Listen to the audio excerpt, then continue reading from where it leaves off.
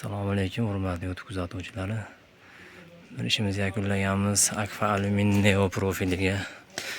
Bu ishlarimiz o'tgan yillik ishlarimiz 1 yil bo'ldi, turibdi Xudo xolasa. Bu tomonda terrasalarimiz 3 yil bo'lyapti eshik romlarga.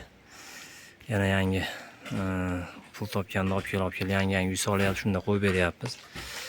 Hop, bu ishlarimizni verandalarimiz 700 ming chiqdi kvadrati.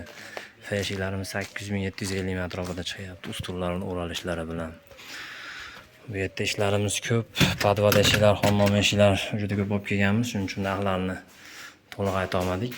MDF olib kelganmiz, MDFlarimiz kvadrat 900 mingdan 0.8 lik bo'lgan. Xizmat qiladigan MDFlar xudo xolasa bozordagi bilan adashtirib olmaysizlar. Yopilishlariga bitta baho berib qo'yasizlar. Rezinkalari bilan 3 tadan oshoq-moshoqlari qo'yilgan, unga ham romlariga padagonniklari bilan qo'yilgan. Romlari ham plastmassadan singari ochilib yopiladigan bo'lgan.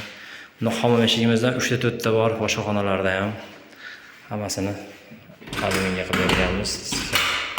Zolotoy svetda. MDFlarga ham zakaz olaveramiz deb o'ylab xudo xolasa.